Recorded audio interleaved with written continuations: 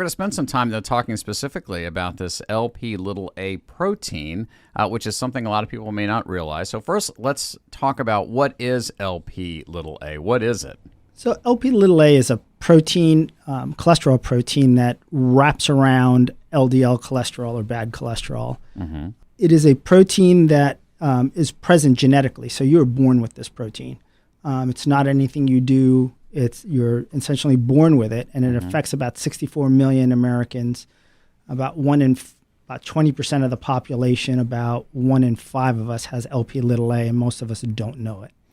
So is there a way to measure it where, there's a certain number that's bad? We've all been conditioned as patients that we pretty much know what bad cholesterol numbers are. Is there a bad Lp(a) number? There is. Over 30 is considered abnormal. Mm-hmm. Over 50 is considered something that you should treat. So event rate goes up.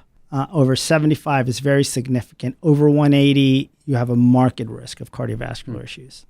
And not to get too much into the weeds, and it won't take long to get beyond my comprehension level, but what is that protein? What's it doing when it wraps around that bad cholesterol or that cholesterol? So it's a very interesting protein. We know that some people have Lp(a) and don't have an increased events rate, and we know that some people do, and we think that has to do with something called oxidized phospholipids, which attaches to the tail end of this Lp(a) protein.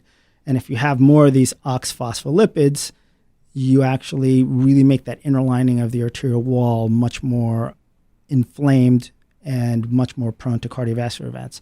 So it's a nasty little protein which had a reason to be there at one time.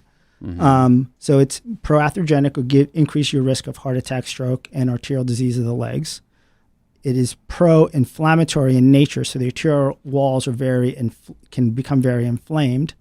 It increases the risk of aortic stenosis, or a closure of the aortic valve at a young age, and it looks like something called prothrombin, so it's actually pro-clotting. It actually allows you to clot easier.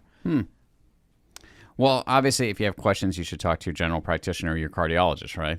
Right. Yep. And again, this is 1 in 5 people. You're talking 20% of the population, so there's a lot of controversy. Should everybody get tested at some point in their life, or should you only test people at high risk? And that's been a big conversation. Yeah, that was one of my first questions when Dr. Lopez walked into the studio. I'm like, I've been taking a statin since I was 38. I have a family history of cardiac disease. The statin has worked pretty darn well for me.